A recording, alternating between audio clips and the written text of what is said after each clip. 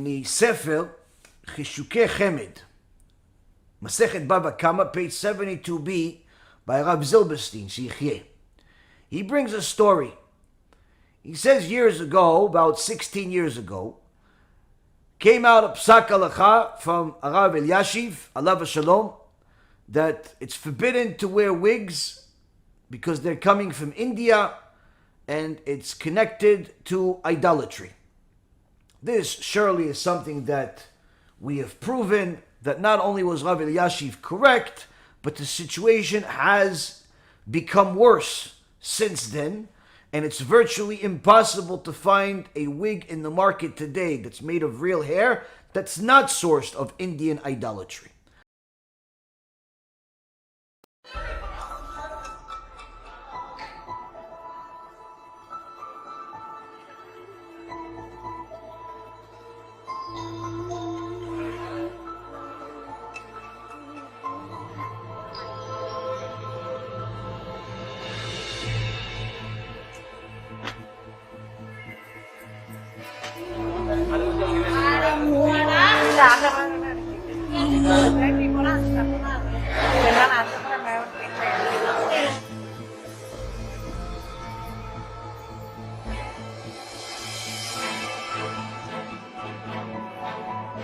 This is the hair received from temple, this type. So each and every unit, they are segregated and do it for tangle free.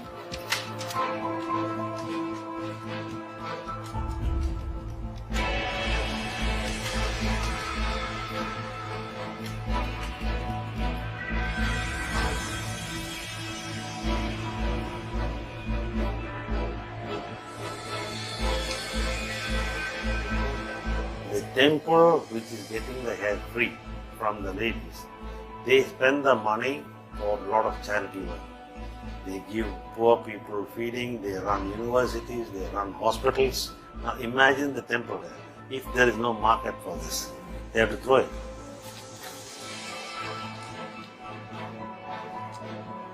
Ces cheveux, ils viennent d'Inde. Et c'est la meilleure qualité de cheveux qu'on puisse trouver aujourd'hui en extension.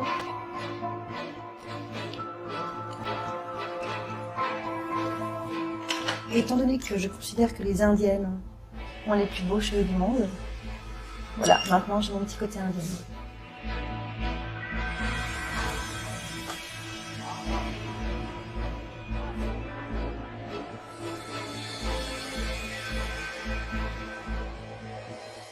But needless to say, some people have done tshuva and removed their wigs and destroyed them, while others continue to deny the truth. Or better yet, they fight the truth by saying this is nonsense, or they have some other leniency of some kind to do, to this, to that. Fine.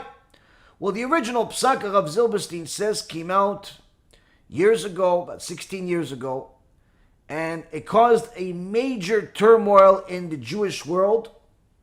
When the Gadol Hador, the biggest rabbi in the Ashkenazi world, says you're forbidden to wear a wig, people heard. He's literally, him and Rav Ovadia are the last two that the world listened to. That when they said something, you saw the masses change. Today you could have major chamchamim, major poskim, major kedoshim say something, 95% of people disregard it. It's unfortunate, but that's a reality.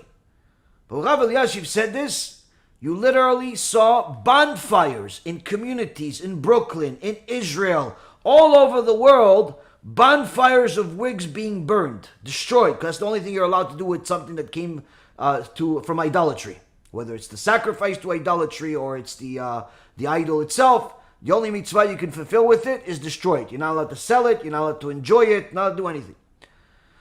So, Rav Zilberstein says that the following day when this psak came out, the Rabbanit, the teacher for one of the girls' seminaries, walked into a class for the first time with the mitpachat. Now the young girls in the seminary were asking Rabbanit, what happened? Did you become Sephardic all of a sudden? I mean, you're Ashkenazi, you always wear the wig. What happened? They were curious, the girls. And apparently had an open enough relationship with the Rabbanit. They were able to ask her a simple question. And the Rabbanit said to them, no. What happened is the Gedol Hador Rav Elyashiv said that these wigs are sourced from idolatry in India, and therefore it is forbidden to enjoy them. It's forbidden to wear them. And there's a psak, and we have to obey it. As she's completing this statement, the girls are asking questions, this and that.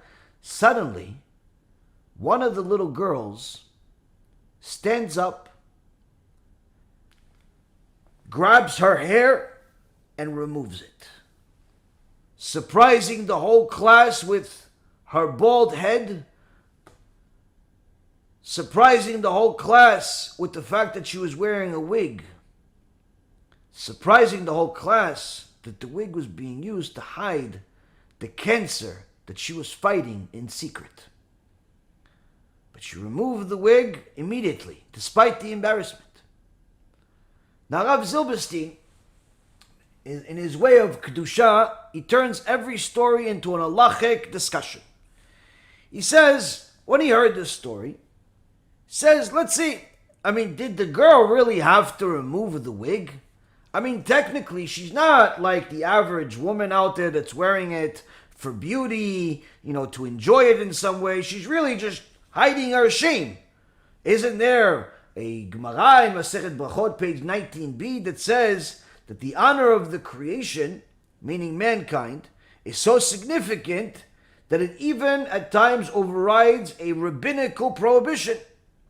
But then Rabbi Zilberstein himself says the problem is that this is not a rabbinical prohibition.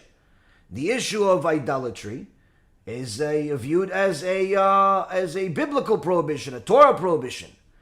But isn't there a Gemara in Kama, page 72b, with the Tosfot, the Baalei Tosfot, some say there were 2,000 sages in the Tosfot, one of them being Rabbeinu Tam, Rabbeinu Yom Tov, and many other Chachamim. They actually view that the sacrifice of Avodah Zarah is forbidden to enjoy based on a rabbinical prohibition, not a Torah prohibition. So how come we don't just listen to them? Why don't we just listen to them? Because we just said, if it's a rabbinical prohibition, then and this rabbinical prohibition is causing the dishonor of a Jew, then perhaps you have a permission to override this rabbinical prohibition. Why can't we do that? Because that's not the psak. The Tosfot said what they said. Great, the Chachamim, the Tzadikim, the Kedoshim, and sometimes they're right. In this particular case, that wasn't the psak halacha. What was the psak halacha? The Rambam in Ilchot Ishut, chapter 5, halacha number 1, where you even see the Shar HaMelech commenting on here, saying that the Rambam paskin la-halacha, that the sacrifice to idolatry, to Avodah Zarah, is forbidden to enjoy based on a Torah prohibition, not a rabbinical prohibition. And that is the psak halacha. So although some Chachamim said it's rabbinical, the psak halacha, the final decision, was not that. We're not considering it. We're considering it 100% Torah prohibition. Torah prohibition. Now what about Torah prohibition? So if it's a Torah prohibition, that means that's it. I have to cause myself embarrassment? Well, you go back to the same Masechet Brachot, same Gemara, Masechet Brachot, page 19b, where it says that when it comes to a Torah prohibition, even if it leads to a person's embarrassment, let it be, he has to do it, he has to overcome this obstacle to such an extent that if he finds on himself in his own clothing kilayim, shatnez, somebody says, hey, those pants, what is that? XYZ made it? Oh no, those have shatnez in them. He finds out he's wearing that company that is known to have shatnez, and he didn't check for shatnez because he didn't even think about it, he forgot about it. That's a Torah prohibition. Every single second he wears those pants, every second he wears that jacket, every single second he wears that clothes is a Torah prohibition. And the Gemara says, as soon as he heard that he has kilayim on him, he has to remove it from himself, even if he's in the middle of a market, meaning there's a bunch of people, and he's going to walk around half naked now. Let him walk around half naked, and not walk around with a Torah sin, a biblical sin every second. This was also paskin la-halacha. Rambam Ilchot Kilayim, chapter 10, verse halacha number 29, the Shulchan Aruch Yoreh De'ah, section 303, halacha number 1, Siman 303, halacha number 1. But Rabbi Zilberstein saw all of this, saw that he can't find any type of leniency for this young girl to wear this wig anymore, meaning that she has to replace her wig with a hat or mitpachat of some kind to hide what she's embarrassed of. Fine. But maybe there's a leniency still that she didn't necessarily have to do it at that moment. In the class, in front of people. Could have waited until she got home. But for such a question, you have to go to the Gdol Ador. Who do you go to? Rav Elyashiv. And Rav Zilberstein goes to Rav Elyashiv.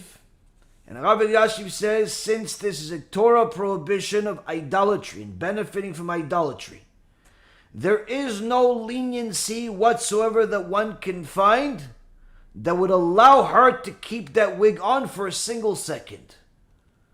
And therefore, every moment that she's wearing it, from the time that she heard about this being a sin, every moment becomes a sin that is against the Torah. And she has to remove the wig immediately. Final psak. Meaning, that young tzadikah, that little girl, impressive mesirut nefesh, impressive self-sacrifice. But in reality, that's what's expected among all of us. That type of sacrifice expected among all of us. What's the difference between us and this little girl? Perhaps this little girl, this pure neshama that never sinned in her life, perhaps this neshama understood what it means to sin.